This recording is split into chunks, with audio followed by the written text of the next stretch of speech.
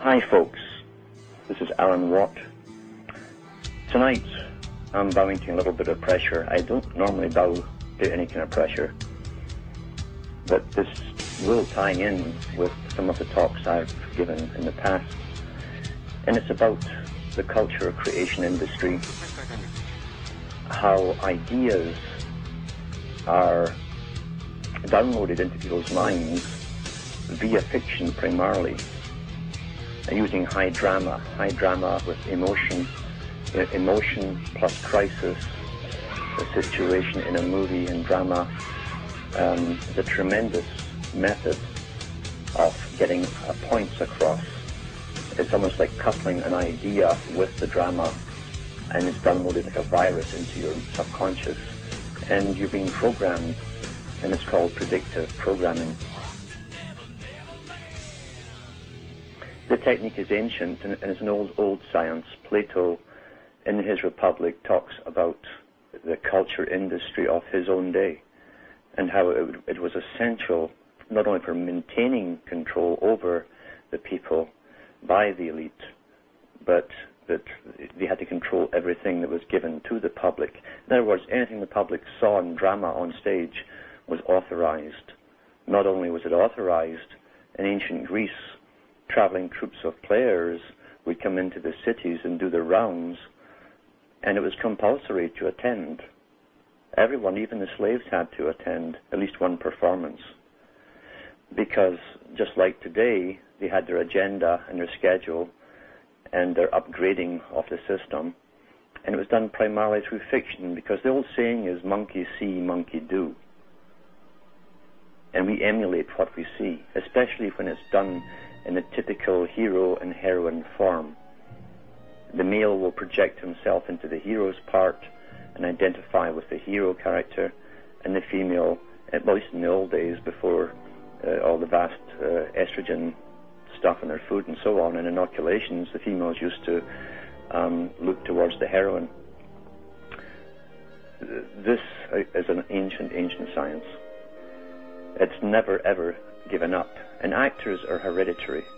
The families in acting can go back probably hundreds, maybe some of them maybe thousands of years. Specialized sections of society, once more, and they marry each other and intermarry within even smaller ranks. What's more interesting is the producers, the magicians, you might say, who understand and have a full grasp of what is to be conveyed to the audience, what messages must be imprinted in them, in their minds, and he knows the techniques and how to do this perfectly. A perfect science.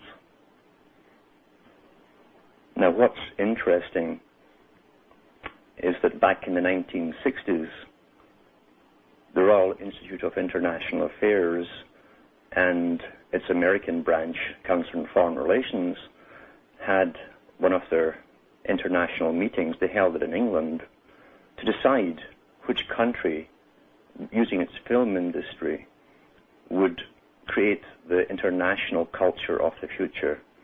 And this was in the newspapers back then.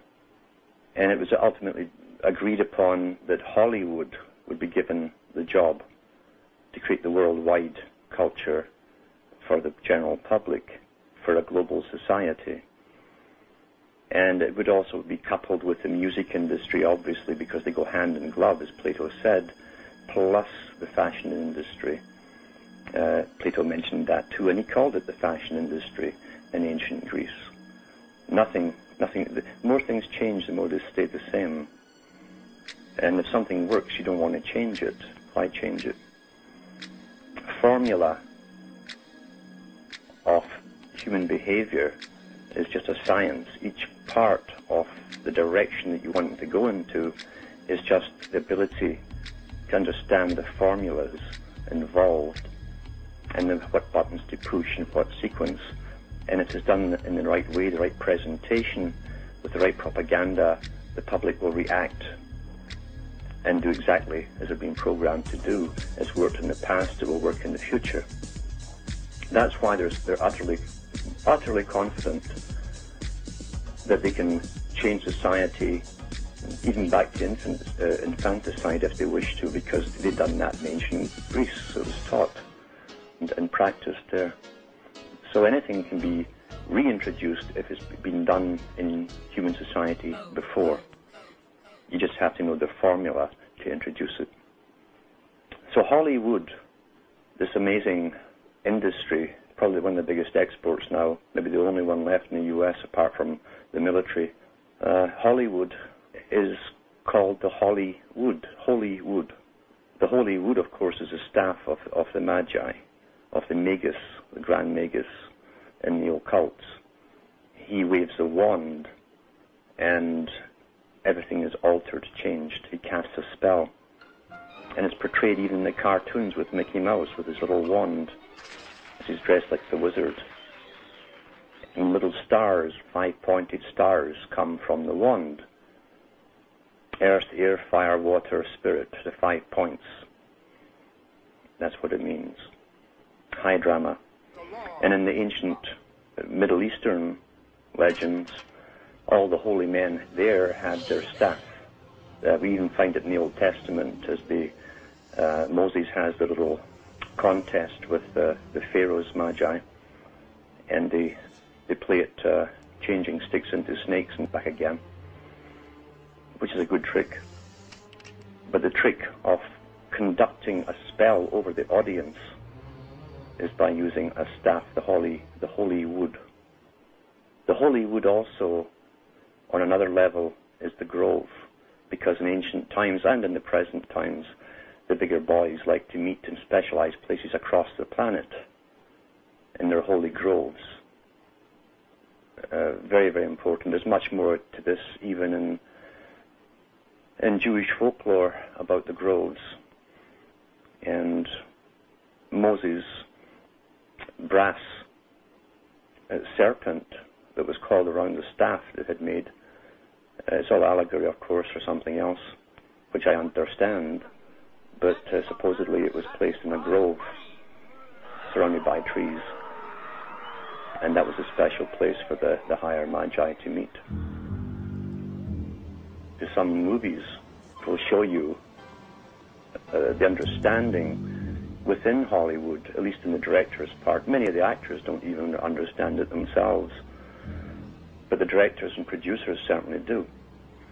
And some of the bigger ones are given the information and they're advised on how to get it across to the public. It's not that they have geniuses within Hollywood, per se. It's because their job is to program us as we go into the future, always. Hollywood has been an essential part of government, especially in the United States. There are books out on Hollywood's involvement with making war movies. They churned out I don't know how many war movies in World War II. And they had the full cooperation of the American military and the use of squadrons of tanks and ships and everything to make it very, very realistic, to get the recruitment going to fight the Nazis and then the Japanese. Tremendous part of propaganda, and it's never stopped. And even today, the Pentagon admits they have funded some of the bigger movies to do with war and Jarhead and all this kind of nonsense to get the young guys in for recruits. The movie industry is there to indoctrinate you into possibilities which you swallow as possibilities, and then they actually come out in reality. This technique has been used very effectively since the BBC, in fact, first started up as a radio station for World War I, and they used plays and dramas in serial form, so that you should tune in every day to get the next part of the exciting story. And it always made sure that it was a cliffhanger at the end of the hour. And then, sure enough, everyone tuned in the next day at the right time to get the next part of the story. But in amongst the drama, they were getting propaganda to do with World War I and why the young guys should join up and how much they'd be respected by the women and they'd be heroes. And this is how the technique is used upon the young people's minds. That's why they don't use older guys in the military. except for generals and so on. Young guys think they're immortal. They want, because of the tribal instinct within them, they want to be a hero. They want to stand out and save the tribe. That's what sports are portraying too. That which you see in a movie form becomes acceptable subconsciously, so that when it comes in reality, you don't react to it. You're familiarized with the idea. And in the movie, of course, it's always presented as a necessity. And in other words, all the bugs have been ironed out subconsciously in your mind for you. It's been downloaded into you, the whole idea and why it's done. So this is Hollywood. I'd buy that for $1.